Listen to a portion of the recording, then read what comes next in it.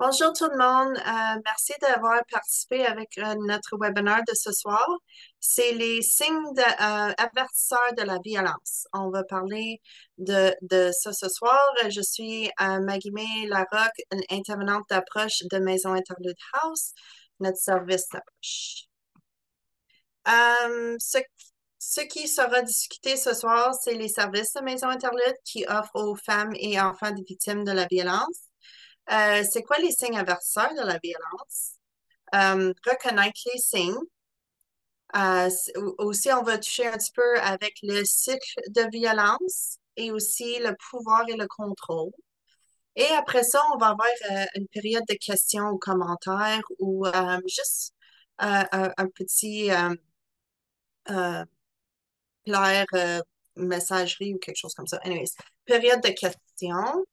Alors, pour Maison Interlude, c'est qui qu'on est? On est une organisme francophone qui offre une multitude de services en anglais et en français dans les comtés de Prescott Russell, Stormont, Dundas et Glengarry pour aider et soutenir les femmes, leurs enfants et ados afin de euh, bâtir une aventure euh, sans la violence. Maison Interlude House, nous offrons un hébergement, une ligne de crise, texto clavardage. Pas bien chez moi, c'est le service et le service externe. Tu as besoin de l'aide avec ton cheminement vers une vie sans violence, mais tu n'as pas besoin d'être hébergé. Tu peux continuer de recevoir l'appui de Maison Interlude après ton départ de la maison d'hébergement. Nous avons des services d'approche avec la maison Internet. Ça va être le numéro que tu vois dans l'écran. C'est le 1-800-461-1842 et option 2. Aussi, pour avoir un intake, vous pouvez utiliser le courriel de intake à minterludeh.ca. Les intervenantes peuvent te recontacter à un de les bureaux satellites en fin d'accompagnement dans tes démarches. Nous avons des bureaux à toutes les 5 comtés. Avec Maison Interlude, les services disponibles, c'est savoir comment créer un plan de sécurité, évaluer les besoins, euh, aussi du conseil individuel à apprendre et briser le cycle de la violence, gérer tes émotions et sentiments, faire des propres choix et prendre vos propres décisions, reprendre le contrôle de ta vie. L'identification et maintenir un logement. Euh, Notre service aussi, c'est de l'accompagnement pour des procédures en lien de personnes, organisations, démarches suivantes. Quoi que ça veut dire, c'est qu'on peut t'accompagner pour les avocats, tous les avocats, les polices, aide juridique, aide à l'enfance, cours criminel, cours de la famille, des visites de logement, des achats de meubles et accessoires, banque alimentaire, clinique juridique, tribunaux, local et propriétaire. Aussi des petits cours de Small Claims Court. Le budget. On peut aussi avoir des discussions et de l'aide pour comment un budget euh, votre argent. Un emploi aussi, on peut vous aider à construire un CV. Défense de la droit et les intérêts. On peut vous assister auprès de les diverses instances et réduire les obstacles dans ta transition envers une vie sans la violence. Aussi, on peut, partie de notre service, c'est les références à d'autres partenariats. OK. On est dans la section pour les avertisseurs. Ce ne sont pas toutes les victimes de violence qui ont des blessures physiques. Quoi que j'essaie de dire, c'est que souvent, la violence est invisible. C'est pas écrit sur votre front de la victime que ton petit ami t'insulte, qui te menace ou manipule. C'est pourquoi les personnes sont Les personnes de son entourage sont aussi très importantes. Vous êtes capable d'aider une femme affectée par la violence. Il faut d'abord ouvrir les yeux, remarquer les signes avertisseurs. Euh, dans la situation même, c'est extrêmement dur de la femme de savoir qu'elle est dans une situation. Alors, reconnaître les signes d'avertisseur, on va discuter un petit peu. So, pour l'abuseur, lui, on peut remarquer des avertisseurs avec lui comme s'il la rabaisse, s'il parle tout le temps et domine la conversation. Si tu trouves qu'il surveille tout le temps, même au travers de votre ami, votre collègue, votre soeur, n'importe qui dans votre vie, euh, il essaie de reprendre qu'il est la victime, puis il agit comme ça parce que il était déprimé ou quelque chose comme ça. Il essaie d'empêcher de vous voir. Des fois, monsieur peut dire à sa blonde ou sa femme ou quelque chose qu'il n'aime vraiment pas que tu es avec ta soeur tout le temps. Euh, euh, Reste ici. Il contrôle c'est qui peut voir pour l'isoler. Il agit comme si elle lui appartient. Il met pour bien paraître et espère ses qualités. Alors, on pense vraiment pas que c'est un homme qui va être capable, il a la capacité de faire ça. Ça va pas être bien visuel que cet homme il est un abuseur, généralement. Il agit comme il était supérieur des autres membres de la famille et plus important d'eux que vous autres. Euh, Beaucoup de fois, on trouve que on a le sentiment de la personne qu'on on pense qu'il est dans une situation de violence, euh, que monsieur prend beaucoup de son temps et énergie, euh, et pas souvent, elle va pas s'engager avec d'autres mondes. Elle peut sembler être plus malade souvent, puis à sa absence à l'école ou au travail ou n'importe quelle chose qu'habituellement elle faisait avant. La victime aussi peut essayer de masquer les blessures.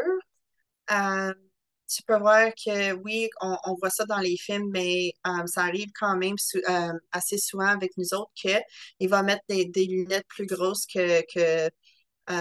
sur sa face pour bloquer des affaires comme ça, ou avoir des chandails de turtlenecks, là, puis mettre des chemises longues, même s'il fait chaud dehors, comme des affaires comme ça. C'est un des indicateurs. Elle peut trouver des excuses à la dernière minute pour pas aller vous rencontrer. Elle peut essayer de vous éviter lorsqu'elle rencontre dans la rue pour pas marcher ou prendre du temps pour toi, à cause que l'abuseur l'isole, il devient jaloux, il a des réactions quand il revient à la maison. Elle essaie vraiment d'éviter qu'il va avoir une sorte de conflit avec son partenaire ou la personne qui est avec. Elle ressent triste, seule, répète sur elle-même. Euh, Elle consomme la drogue et l'alcool plus pour faire face à la situation. Des fois, on peut avoir, ça va être reconnaissante, les avertisseurs en tas de drogue et alcool, si elle n'a jamais consommé avant, mais aussi c'est le fait que ça commence de consommer beaucoup. Elle s'excuse ou trouve des excuses à son comportement. Elle devient agressive ou se met en colère. La raison compte, c'est que elle peut plus gérer les émotions à cause que c'est plus une, c'est plus une place vraiment qu'elle peut s'exprimer. Mettre en colère ou être agressif, c'est parce que c'est ça qu'elle vit avec tous les jours. C'est une des plus faciles manières de te faire vous autres dire, oh, wow, OK, je m'excuse, je ne vais pas demander ça encore. Là, tu viens juste comme être rapproché, alors tu dis, oh non, je peux pas, je pense que j'ai eu le mauvais sens, excuse-moi. Mais en réalité, c'était sa manière de défense pour pas montrer qu'elle est dans une situation de violence. Elle sent mal à l'aise de s'exprimer dans votre présence ou elle a bien la misère avec avoir des contacts avec toi avec ses yeux, elle n'est pas capable, elle regarde en bas. Il y a d'autres signes d'avertisseurs comme ça, comme exemple. Euh, si vous avez des exemples aussi où tu penserais, juste mettre dans le commentaire, on va parler avec ça après. Euh, OK. So, les autres signes d'avertisseur, oui, c'est bien que j'ai comme nommé quelques-uns, mais ça fait une différence si vous avez des exemples live. Alors, je vais te montrer deux clips de YouTube et on peut se parler un petit peu plus tard. Les signes d'avertisseur, moi, j'aime ça expliquer ça avec mes clientes comme des signes red flags. Sur les signes avertisseurs, alors cette photo-là peut vraiment vous voir que comme monsieur, il est comme plein de signes d'avertisseur, mais quand on ne sait pas, on va pas le voir, right? OK, so, 10 minutes.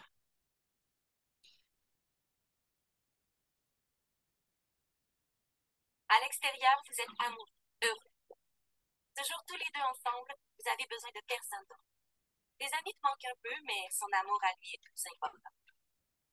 Alors même s'il veut être tout le temps avec toi et qu'il est jaloux, t'as envie de lui faire plaisir. T'aimerais qu'il arrête de lire tes textos sans ton accord et qu'il te laisse un peu plus de liberté. La dernière fois que tu lui as dit non, il était pas content. Il a été blessant, te rabaissé. Et plus toi-même, tu sens que tu t'effaces petit à petit. T'oses plus donner ton avis sur certains sujets sans te sentir jugé. C'est toujours lui qui décide de ce que vous allez faire. Tu te demandes si c'est vraiment cela. Tu te questionnes. Es-tu vraiment dans une relation? Hop, ça a l'air qu'on voit pas. OK, attends une minute.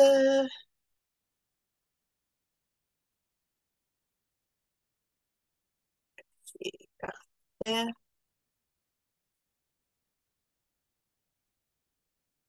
Euh, Le droit d'avoir des limites. êtes-vous capable de voir? Oui. OK, fait. Désolée, on va recommencer. À l'extérieur, vous êtes amoureux, heureux. Toujours tous les deux ensemble, vous avez besoin de personne d'autre. Les amis te manquent un peu, mais son amour à lui est plus important. Alors même s'il veut être tout le temps avec toi et qu'il est jaloux, t'as envie de lui faire plaisir. T'aimerais qu'il arrête de lire tes textos sans ton accord et qu'il te laisse un peu plus de liberté. La dernière fois que tu lui as dit non, il était pas content. Il a été blessant, te rabaissé. Et plus toi-même, et tu sens que tu t'effaces petit à petit.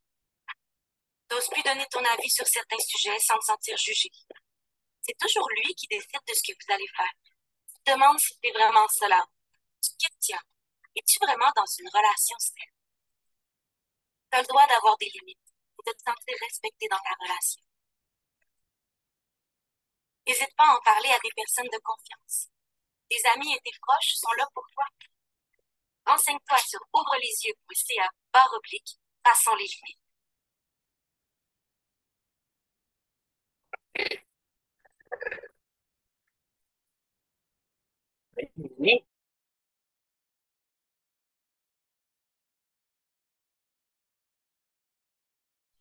Parfait, on va continuer avec notre présentation. Euh, Parfait. Alors, nous avons un autre euh, YouTube vidéo. So, je vais faire ça. Je sais que t'étais pour le travail, c'est pas. Tu peux pas oublier de me dire des choses comme ça.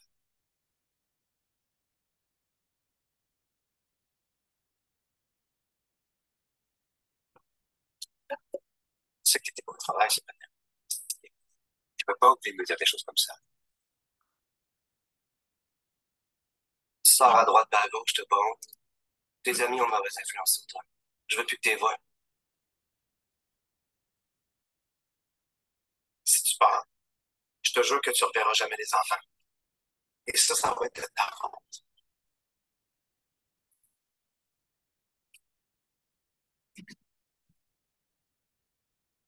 C'est que Parfait. Alors, ça, c'est euh, juste quelques exemples que vous avez avec les signes d'avertisseur aussi. Alors, on va continuer. Euh, alors, quand le cycle de violence, c'est vraiment, il y a quatre phases. Les premières phases, euh, vraiment, c'est la lune de miel. Ou ça peut être la dernière phase, la lune de miel. Euh, il y a une autre expression qu'on va entendre plus, même avec le langage en français, mais c'est honeymoon phase, lune de miel. Ça, c'est comme quand le nom il donne, c'est tout va bien, il est romantique, il t'écoute, la sens t'écoute, fait des activités avec vous, juste te rend heureuse, te donne l'amour, l'affection et tout ça. C'est vraiment là que ça commence la base de votre relation ou l'image d'une relation saine. Après ça, c'est le climat de tension. Le climat de tension, c'est juste comme le nom, c'est tension. Ça fait que vous savez pas si l'abseur ou la personne en question quand il va rentrer, il tourne la poignée de la maison, puis la manière qu'il rentre, là, vous écoutez, vous prenez le temps pour savoir, il rentre-tu comme il pitche pas ses clés ou il met pas ses bottes puis il les tasse. Là, tu peux vraiment savoir si euh, vous êtes en danger en ce moment-là. C'est quelle sorte de de mood que cet homme est en ce moment. La phase, ben, on va y dire phase 2, mais c'est la crise. C'est juste quand il explose, il y avait quelque chose que pour toi, la perception que tu as fait quelque chose de mal, puis il a réagi. Mais en réalité, c'est vraiment que lui, il a peut-être pensé que tu textais quelqu'un puis tu as pris l'attention de lui ou tu vas le laisser ou il t'accuse, des choses comme ça, c'est une crise. Après ça, la phase 3, c'est la justification. C'est vraiment là que les excuses vont rentrer. Des fois, les abuseurs, parfois, à me dire comme, si t'as pas fait ça, je réagis pas comme ça habituellement. Ou tu m'as fait assez fâché que j'ai vu rouge, puis je m'excuse, mais c'était vraiment ta faute. Ou il y a plein de choses comme ça. Puis là, ça revient à la lune de miel. Pourquoi? Parce qu'il veut dire, je m'excuse, je t'aime bien gros, je vais pas faire ça encore. Tu sais que je suis pas comme ça normalement. C'est juste une situation. On va être mieux la prochaine fois. Fais attention à la manière que tu me parles, blablabla. Ça, c'est la cycle de violence en court terme.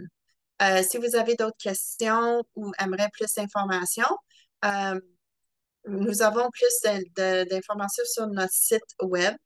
À la fin de cet webinaire, nous avons plein de ressources aussi pour faire d'autres recherches si ça pique un petit peu après. Euh, alors, le pouvoir et le contrôle. Le pouvoir et le contrôle, ça, c'est une autre sorte de roue qu'on peut avoir. On peut avoir l'abus avec euh, plein de sortes de formes. C'est pas juste physique. Avec ça, le pouvoir et le contrôle, c'est beaucoup de comme coercion et des menaces, l'intimidation, la violence psychologique, l'isolement, nier, blâmer et minimiser, utilisation des enfants, l'invocation de privilèges masculins et l'abus économique. Beaucoup de ces pouvoirs et contrôles, ça rentre dans les mythes des questions comme les femmes. Oh, pourquoi que vous savez que vous êtes abusé? Pourquoi vous restez? Il y a beaucoup de facteurs dans cette instance et c'est pour ça que c'est bien important de savoir les signes d'avertisseur de la violence parce que des fois, les femmes, là, ils savent qu'elles sont dans cette situation-là. ils ont juste, puis ils sont dit avec l'abuseur que tu es tout seul, il n'y a personne qui va t'aider. Si tu me laisses, je vais faire ça. Si tu veux faire ça, je vais faire ça. Ils ont peur.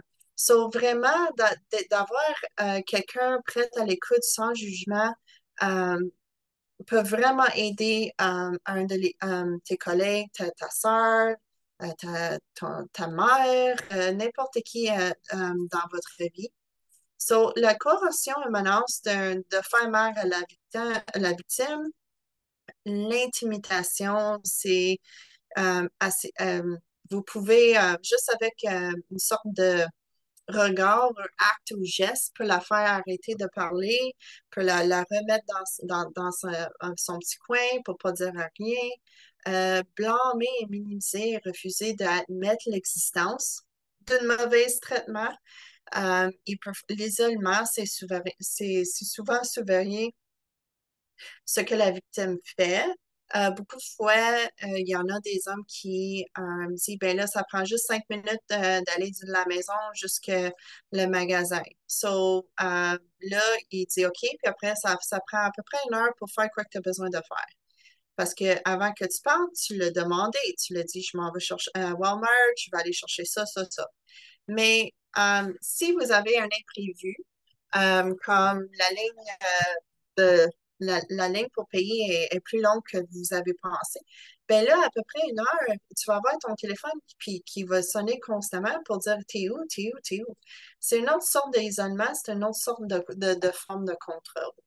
L'utilisation des enfants, ça, malheureusement, c'est vraiment comme menacer qui va prendre les enfants euh, que si il va les enlever, il va utiliser l'aide à l'enfance et toutes sortes de menaces comme ça avec les enfants, utiliser les enfants pour communiquer avec toi, so, même avec la séparation ou des messages, s'il n'est pas capable de vous rejoindre pour contrôler comme ça, il peut faire ça envers les enfants. L'abus économique, c'est vraiment de t'empêcher d'avoir les ressources pour partir des fois. Euh, les menaces, je pense que vraiment beaucoup de monde, on sait vraiment comme, on peut entendre des menaces, mais des fois, ils sont vraiment comme subtils. So, obligé de retirer des accusations, de faire connaître les actes illégaux, des choses comme ça, c'est vraiment des formes de pouvoir et contrôle l'abuseur a contre la victime. Alors, comment que je peux aider? OK, là, je sais comment. Je pense, je comprends que j'ai quelqu'un dans ma vie que il y a les signes d'avertisseur. Comment que je peux l'aider? Si tu peux reconnaître les signes de la violence dans la relation d'une femme que tu connais, euh, voici les choses que tu peux faire. Lui parler ce que tu as remarqué et lui dire que vous êtes inquiète. Ça, c'est un de les premiers simples pas. Si elle se confie en toi, dis-lui que tu crois en elle et que ce n'est pas sa faute. Si elle vit avec son petit ami, son mari, la personne qui est dans cette situation de violence, euh, puis elle a l'intention de le laisser, suggère-lui de ne pas l'avertir d'avance. Sa sécurité est la priorité. À peu près 70% de le danger, le plus dangereux, c'est quand la femme est en train de laisser euh, l'abuseur. Si elle vit avec ses parents, puis qu'elle a à l'aise à le faire, je suggère lui de leur parler ce qu'elle vit pour obtenir des soutiens et établir un plan de sécurité. Parce que des fois, on peut dire que oui, je suis dans une relation d'abusif, mais je ne reste pas avec. Quand même, les signes d'avertisseur, les changements de votre ami ou collègue, c'est bien important qu'elle sait qu'elle est en sécurité, elle peut parler de ces enjeux puis la situation. Euh, C'est-tu possible qu'elle nuit la violence? Oui, c'est bien possible. Ça prend du temps. Des fois, ça prend des années. Des fois, c'est des situations qui changent, des nouvelles mères qui, là, prend soin de son enfant, puis c'est ça, sa vie, c'est vraiment pour les enfants. Si son travail, il commence d'être plus difficile à elle à gérer avec la vie de la famille, si c'est le cas qui nuit la violence, ne te mets pas surtout en colère avec elle. Ne- c'est bien facile d'être frustré avec sa décision de ne pas partir ou de dire non quand vous savez clairement qu'il y a des signes de violence. Elle peut avoir peur d'avouer ça. Elle peut avoir honte. Et l'autre, c'est bien simple, mais c'est quelque chose que ça arrive beaucoup, c'est qu'elle n'est pas prête de le faire. Faut qu'on prenne attention et soit vraiment à l'écoute, mais cette personne-là aime son abuseur. C'est extrêmement compliqué, les émotions et les sentiments avec un abuseur ou une personne en général. Rappelle-toi que vous pouvez l'expliquer calmement de, de sa sécurité et que son bonheur soit extrêmement important pour toi. Rappelle-lui que tu seras toujours là pour elle. Lui dire qu'elle peut venir te parler n'importe quand. So, vraiment, c'est être à l'écoute active et sans jugement. De savoir, le plus important, c'est vraiment de contrebattre c'est quoi l'abuseur fait. Alors, si elle se sent seule, isolée, elle ne peut pas parler avec quelqu'un, comment qu'elle peut trouver des idées ou comment qu'elle est capable de savoir d'autres choses si elle a bien de la misère de s'exprimer. Il faut qu'on soit patiente avec cette femme-là, cette personne-là. Et juste sans jugement, c'est extrêmement important. Alors, on est à la période, à l'écoute, les périodes de questions. Je voulais juste te montrer que des fois, ignorer les drapeaux rouges parce que vous voulez voir le bien dans les gens peut coûter plus tard. So, quoi que ça veut dire, c'est que des fois, là, on voit les signes avertisseurs, mais on les ignore. Et habituellement, c'est quoi qu'on ignorait ou on ne questionnait pas en commencement d'une relation? C'est vraiment la raison pourquoi on va partir. Euh, aussi, comme juste un petit meme, un petit joke, mais c'est Oh, a dozen red flags, I love them. C'est ça la manière que les abuseurs nous présentent les signes avertisseurs. Ils nous mettent comme c'est romantique. Ils nous vendent la vie que la société dit que oh, un bon couple, on va avoir des enfants, on va avoir une maison, on va avoir des chars de luxe, des promesses des choses, des valeurs que vous avez. Les hommes, les abuseurs en général, euh, sont des signes de drapeau. Alors, merci pour votre attention et participation de notre webinaire ce soir. Soyez sûrs que on continue la semaine prochaine avec un webinaire sur wellness en anglais. Et merci beaucoup pour cette bonne soirée. Au revoir.